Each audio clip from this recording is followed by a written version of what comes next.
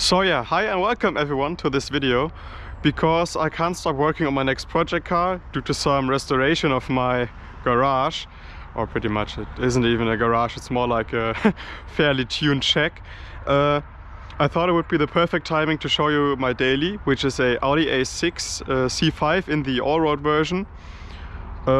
This video will pretty much contain some general information and facts about the Audi Allroad, and I want to present you my specific model, which was, by the time I bought it, by far the cheapest one in Germany that was optioned with a manual gearbox and the 2.7 liter petrol bi-turbo engine. So yeah, I hope you don't get distracted too much by the sounds of the cars, trains, ships and everything else. If the sounds are too loud, I try to edit that out, but yeah. So the Audi Allroad primarily distinguishes itself from the normal or standard Audi A6 from this generation by having an air suspension that can be adjusted in 4 different settings. The air suspension is also the first property of the car that you either love or hate, because if it's working, it's very practical. It can rise the car quite high up. It's also increasing the comfortness, how do you name it? Comfortness of the day-to-day driving. So the problem with the air suspension is that the air suspension itself is one of the less reliable parts of this car. And unfortunately they do tend to fail, and if you gonna get it fixed, it will be very expensive to do it. And if you want to do it yourself, it can be very time consuming, because it's not always that easy to detect the part from the air suspension mode that is leaking or broken or whatever. So the next thing that's typical for the Audi Allroad is like the plastic cheapy, I wouldn't call it a white body kit, I would just call it a bit of a widening. It just has some extended fenders and rocker panels to give it more like off-roady look, I would name it. Oh, the sun is coming out finally. Furthermore, the Audi Allroad has a increased towing capacity, which for example for me was very interesting because I mainly use this car for towing. I believe you can tow up to 2,300 kilograms, not depending on which engine is in the car. I guess all engines have the same towing capacity. Yeah, if that's interesting for you, increased towing capacity by around 400 to 500 kilograms. Oh yeah, also if you're interested with the Audi A6 being a wagon, you have a ton of room. Let me show you. Please ignore the fact that there's a spare tire in the boot. I don't want to talk about it. It's a very dark chapter in my life. So yeah, a ton of room that you can use for basically everything. If you're interested in doing a camper build or something like this, you're able to fit a mattress like 1 meter to 2 meters. It exactly fits in the car. You don't have to customize anything. Just rip the middle seats out and you can just slam a mattress in there if you want to sleep in this car. Interior wise, the Audi Allroad is also a bit special, not because anything in here has like a specific different shape or anything else. I guess the only difference in usability is the fact that you have these 2 buttons here which raise or lower the air suspension. So yeah, the main difference from the Allroad is that you have the exclusive seat and like door panel cover designs with the checkered seats. There are also dotted seats, and you can also get the Recaro leather sport seats in like greenish, brownish, allroady colors. It looks actually quite funny. I will see if I can show you a picture of them right here. Looks fairly interesting.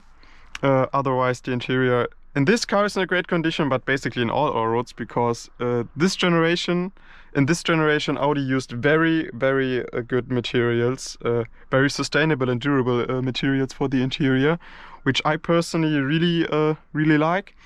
The navigation and infotainment system is so outdated you will never use it. You can basically ignore that when you're buying a car like this. Just rip this thing out and buy a new one, or use Google Maps or anything else if you want to use a navigation system. So yeah, transmission wise you could get the Audi Allroad either with a 6-speed manual gearbox or a 5-speed Tiptronic gearbox. I personally would always go for the manual gearbox, but that's just like personal preference. The Tiptronic one can fail, but it usually won't fail if maintained the way it should be, which unfortunately isn't often the case. But people will tend to say that the 5-speed automatic gearbox is like one of the worst gearboxes that you could find or that Audi has ever done. It's not the best, I will go with that, but if maintained right and when the previous owners has changed the oil recently or like regularly, you should be good to go with that as well. So another small feature that I would like to mention is that you have a all temperature indicator, which is super practical and most modern cars don't have it for whatever reason. So yeah, in this car you have it. So moving on to the engine. The Audi Allroad has a kind of privilege to only have, I believe, the most powerful engines that you could get in the Audi A6 from this generation, not including the Audi S6 or RS6. Obviously these cars have much more powerful engines. There were only 3 options for the Allroad: 2 petrol and 1 diesel engine. The diesel engine is a 2.5 liter V6 turbo engine, which had from 150 to 180 horsepower. Basically solid engine. Sometimes injectors could go wrong or turbos could blow, but all in all very rugged engine, cam belt driven. The 2 petrol engines are the 2.7 liter V6 bi-turbo engine, which I also have in my car. Also a cam belt driven engine without too many problems if taken care of it correctly. And the last of them would be the 4.2 liter V8, which I don't know too much about, but I think it's the Audi has 2 4.2 liter V8s, one of them being port injection and one of them being a direct injection. This one is the old school, I would call it old school model, with the 5 valves per cylinder design, which is also cam belt driven. It's also like a very solid engine, you don't get many problems with it. So another interesting value would be the fuel consumption. You can manage to drive the diesel engine with around 10 liters per 100 kilometers. When you drive the V6 bi-turbo, it's more like 12 to 13-ish liters. If you're going with the V8, you will have to face 15 to maybe even 16 liters of 100 kilometers, which is way too much for the power that this engine delivers, in my opinion. So the next hint that I can give you is, if you can't do any mechanical work by yourself at home, at your garage, get yourself a car with a full service and maintenance history. I will let that train pass. Yeah, because these cars are getting old and most people are just abusing them for work cars, they are basically neglecting the maintenance, because maintenance isn't cheap on these type of cars, and you don't want to balance the fact that previous owner hasn't done maintenance in like 5 years or something like that. So I haven't done really harsh or hard off-roading, but the few things that I did, the car managed perfect with its all-wheel drive quattro system and the air suspension. It actually has very decent off-road capabilities. So why did I buy myself an Audi Allroad? Basically I wanted an A6, but I realized that the towing capacity wasn't high enough, because I used this car to trailer my project cars that you will see at my channel in the future.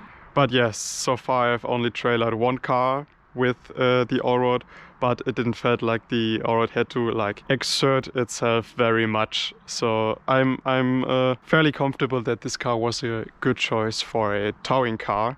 With all of that being said, I guess I've covered the most important general information. Let's drive it.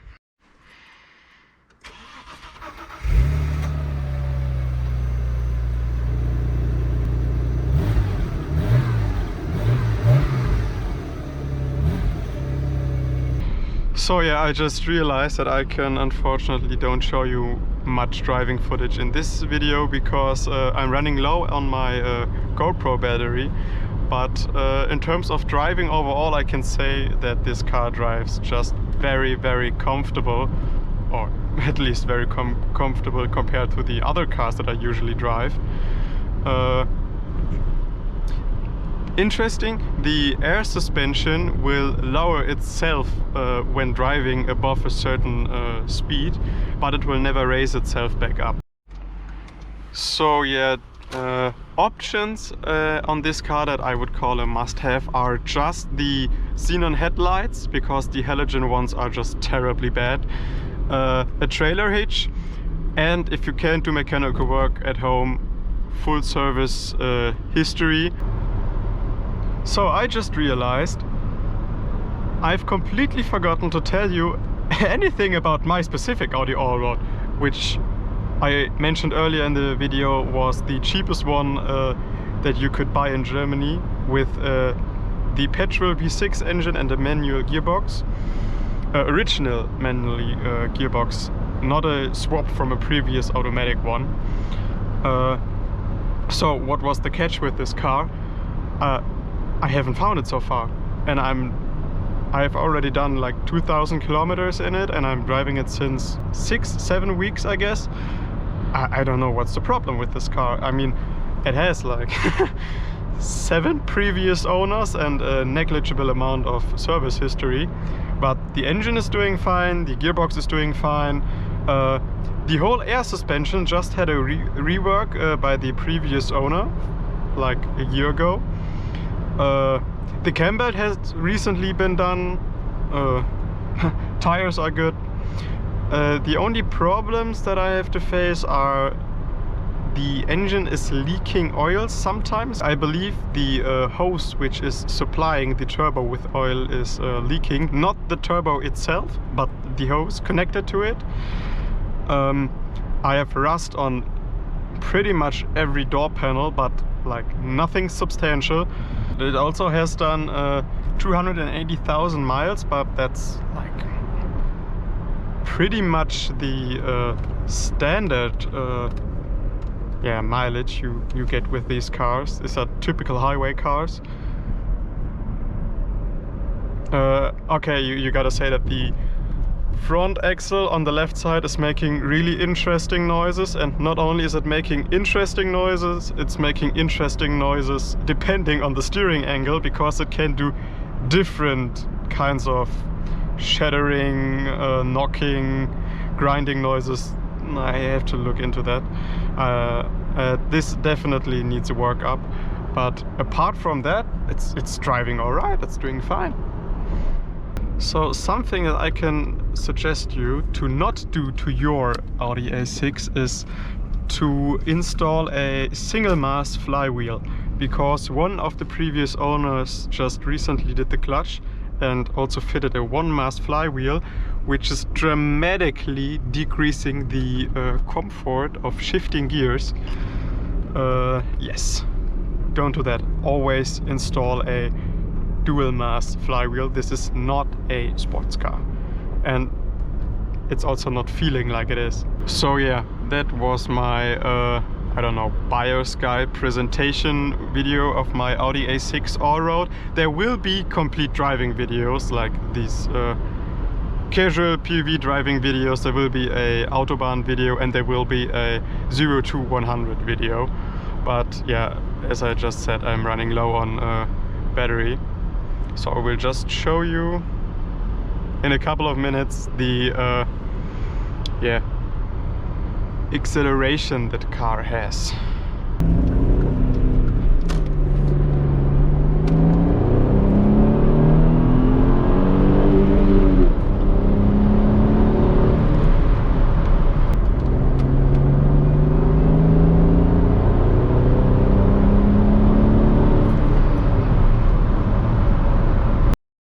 It's definitely not slow, but obviously with the amount of weight this car has, it's also not too fast. And also this car it doesn't make you want to floor it all the time. Like, it's just not matching the overall character yeah, of this work car. So that's basically it. If you have questions or comments you want to leave, feel free to do so. I will answer everything. And yeah, see you in the next video.